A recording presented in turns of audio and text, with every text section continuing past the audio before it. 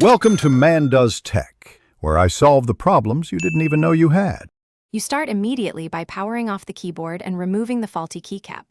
Pull straight up to avoid bending the stem.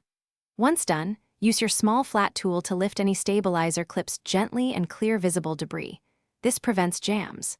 Make sure you have a keycap puller and 90% plus isopropyl for deeper cleaning, because oils and crumbs are common causes. You're looking for broken plastic, misaligned stabilizers, or gunk that blocks movement. Now you clean and adjust. Use compressed air to dislodge dust, then swab sticky areas with 90% isopropyl. This dissolves oils without harming electronics. Once clean, realign the stabilizer wire so it sits in its clips. This restores smooth, even travel. If the switch feels gritty, depress it slowly and watch the stem. Sometimes a misaligned spring or a trapped particle is the culprit.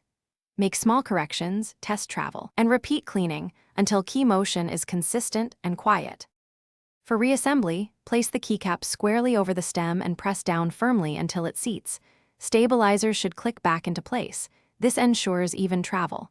Then test the key in a simple text editor to confirm single, consistent actuations.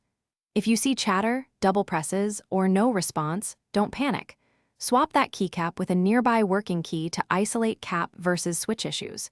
If swapping fails, consider replacing the switch or checking the PCB connector. These steps solve most stubborn faults. Thanks for watching. If you found this helpful, don't forget to like and subscribe.